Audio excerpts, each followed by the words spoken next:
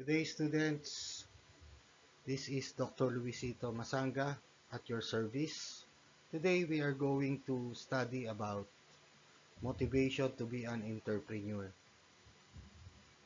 Our learning outcomes, number one, at the end of this tutorial video, students will be able to understand the skill sets needed by an entrepreneur or to be an entrepreneur. Students will be able to be aware and be motivated of how to be an entrepreneur and what are the skill set needed to be an entrepreneur.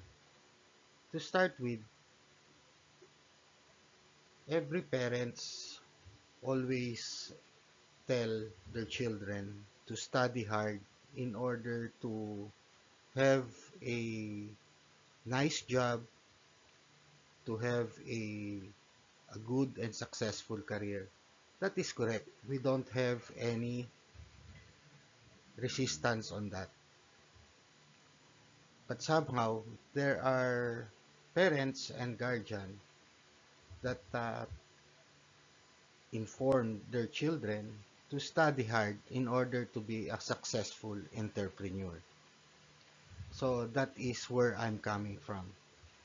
And this tutorial video is about motivation to be an entrepreneur.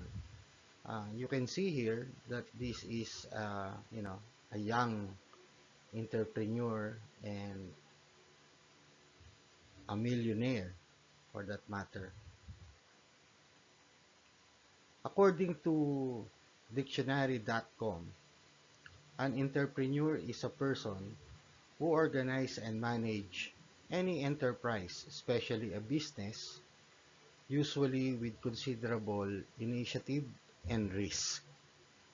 And another definition, an entrepreneur is an employer of productive labor contractor. So meaning to say, if you are an entrepreneur, you are not an employee but the owner of the business. And there are a lot of skills necessary to be an entrepreneur.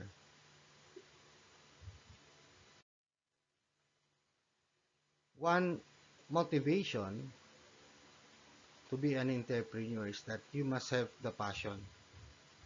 You must have this passion is your burning desire to do these things out of your heart. You are not forced, but once you are doing it, you feel happy, you feel comfortable, you feel contented. And that is your passion. That even though you are already tired, it is. You are happy doing it because it is a passion. Remember guys, when you are an entrepreneur, whether you have a product or what you are doing is you are selling a service, still you are an entrepreneur. And if you are selling a product or making a product, that is tangible, while service is intangible. So, number one is if you want to be motivated to be an entrepreneur, better ask yourself, what is your passion in life? What makes you happy doing this? Because if that is your passion, it is you are like a sailboat in the middle of the ocean that the wind is your friend trying to help you go to that direction where you want to go. And that is passion. You are passionate doing this. Example, gardening is your passion or your hobby. Cooking, photography, or maybe sports. Or maybe you are good and passionate about software applications. Or maybe you are passionate selling. or maybe biking. That is passion. Now, to motivate you to be an entrepreneur, try to ask yourself, what am I passionate about doing? Am I passionate planting ornamental plants, planting green leafy vegetables? Or are you passionate about creating your own ingredient? Are you passionate about taking pictures or photos of nature? Or maybe anything that you can express your passion through photography? Or you may be passionate about, drawing, sketching. So there are many things, because to be an entrepreneur, your product or your service serves as a solution to the problem of your customers. Maybe to be motivated to be an entrepreneur, maybe you want to design a product that could be a solution to the problem where you are located right now. For example, you want uh, convenience to your customers, and it is now pandemic. Maybe your passion is in, you know, uh, in riding motorbikes. Maybe you can help through creating your own distribution system or marketing channel. So this passion is your overflowing motivation to do that thing, and try to consider that what you are doing, whether you are making a product or doing a service, this product or service is a solution to the problem of your customer. So that is one motivation. Try to evaluate yourself. Where are you passionate? What is really your passion that keeps you automatically giving you the energy, giving you the enthusiasm doing it? That is one secret of motivation to be an entrepreneur. Number two, an entrepreneur is really a risk taker. I admire the late business tycoon, the late Henry C. Sr. He is a visionary, and that is one uh, trait of Mr. Henry C. Sr. He is a visionary, and he is also a risk taker. He can see 10 moves ahead if you are playing chess, while your opponent can just see 5 moves. Well, uh, those people who can see more than 5 moves when you are playing chess has the competitive advantage. What I am trying to implore here, that if you are an entrepreneur, you must be a risk taker. They say the higher the risk is the higher the reward. Now, we will be talking about business risk only. We will not talk about any other risk, just a business risk. In business risk, there is a so-called um, strategic risk. Okay, so this strategic risk in business, the strategy is if you are having a business, of course you must have a plan, and that is very, very important. How are you going to reach out to your target customer or your target audience.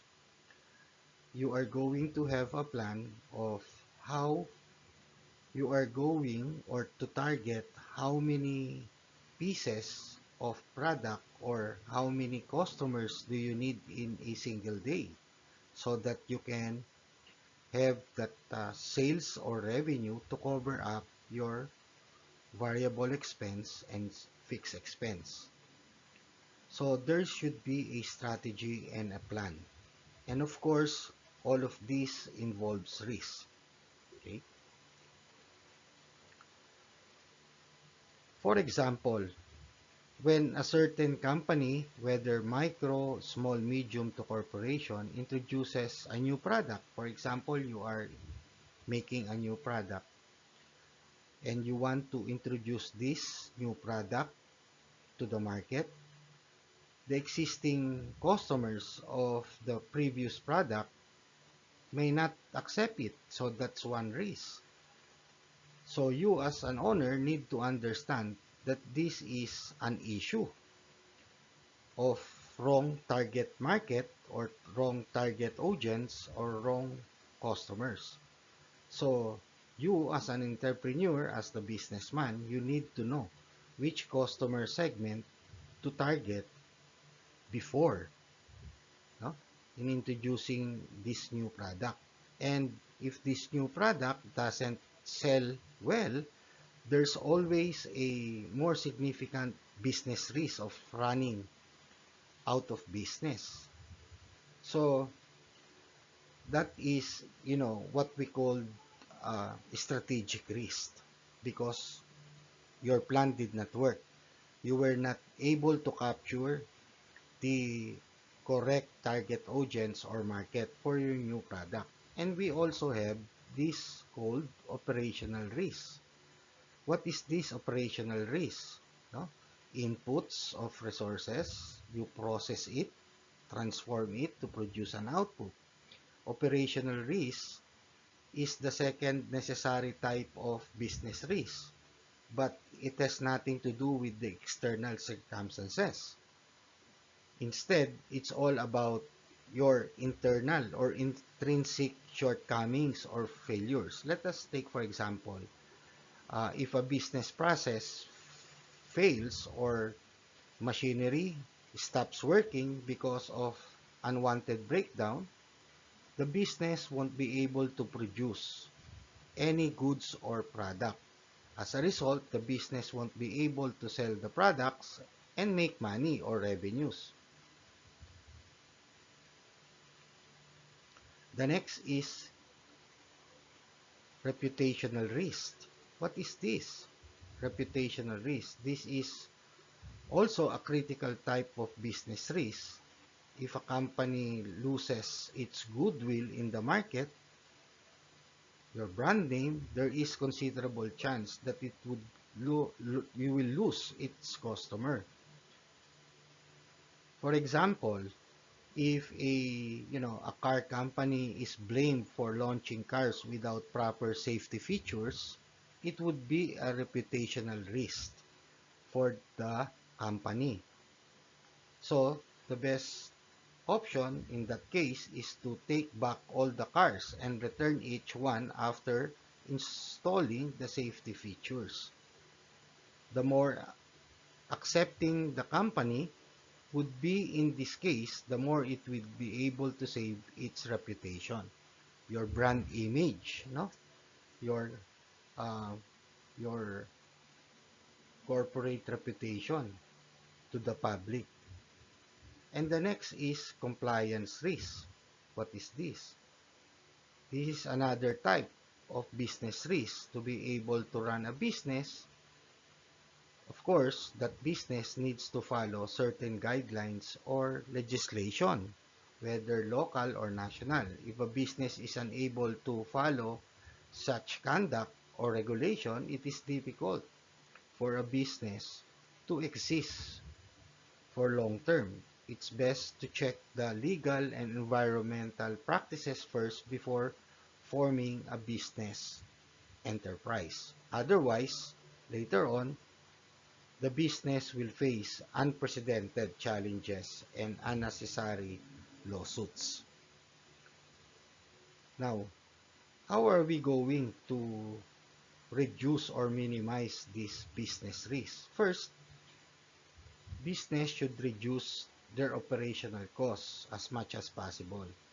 There are costs that are unnecessary for business. For example, instead of hiring full-time employees, if they hire employees on a contractual basis, a considerate cost would be reduced.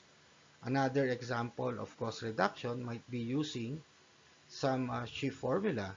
If the business works 24 by 7 and the employees work on shifts, the production every month would be huge, but the cost of rent would be similar.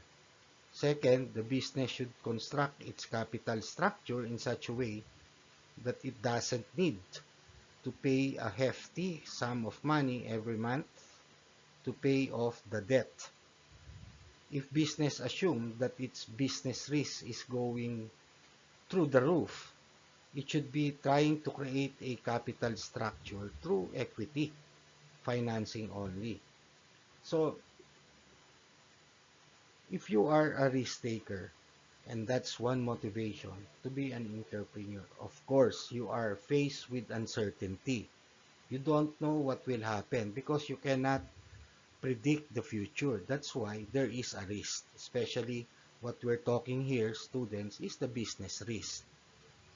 You might not be able to target your target revenues, the demand of your product when you were forecasting it was this great, but in actuality, it, it didn't go halfway. So these are good examples of motivation that an entrepreneur, you must be visionary and you must be a risk taker. But of course, you have to do your math. You must have a good planning, forecasting, and budgeting. The next is this skill set. Sometimes when you graduate, do you immediately form your own business? Well, sometimes it's a case-to-case basis. Why? Because, you know, if you are, if you have been an employee and you are exposed inside the corporate or the organizations, you learn to value time, you learn to value collaboration, you learn to value that in business organization, you are not working as an individual because you are working as a department or as a team. Okay? Your individual output is needed by your co-employees. Okay? So, here are some skill set that an entrepreneur should learn. So that's why if you are a fresh graduate and you are not yet well experienced in, like for example, complex problem solving skills, all right, you might have difficulty because to be an entrepreneur, you must be open-minded that it is in every business, it is normal to have a problem. But if we don't have this skill set of, you know, complex problem solving skills, you might get overwhelmed and might have a emotional or psychological frustration and your investment is at risk. So therefore, it is important that you gain experience about complex problem solving skills. They say that 50% articulating, identifying the problem is 50% solving the problem. Meaning to say, the problem should be well defined when you are an entrepreneur. Like for example, your operational cost is getting so high. what's the root cause of the problem? Maybe in terms of your employee, they are demotivated. How? By your management style, or maybe the salary is not within the standard salary in your place of location, like for example NCR. They You don't provide them the minimum salary bracket, so they get demotivated. And another skill set is critical thinking skills. An entrepreneur should be, understanding the situation, thinking deep, and then wide. You challenge the how and you challenge the why. And that is critical thinking. You always increase your ability to ask questions. Is there a way to improve this? What what is the best way to cut cost? What is the best way to produce this at a faster rate? What is the best way, or how can I improve my the quality of raw materials? Where can I get the best materials? Should I uh, outsource this kind of function to my company because it is giving me extra increased in my operational expense? So you want to outsource this kind of transaction or activity. So that is being critical. Creative, you want to be visionary, you want to innovate. So there is, try to ask question, is there another way or process to do this? Is this process can be combined together so that I can save time, I can save labor expense? So you are being creative. You are challenging the status quo. You are going out of your comfort zone. And of course, collaborative skills. You are not working by yourself. You are motivating people, your employee, you are working with them. You can have a good communication skills, a two-way communication skills with your people. So that is collaborative skills or teamwork skills. Financial skills. You must understand, okay, basic accounting equation that asset is equal to liabilities plus owner's equity. You must understand how to compute gross profit and net profit. You must know debit and credit. Those are the skill set that an entrepreneur needs.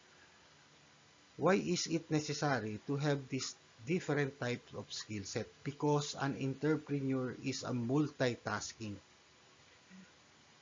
You are accountable for your accomplishment. You are accountable for your failure. So that's why you must have and acquire this different skill set.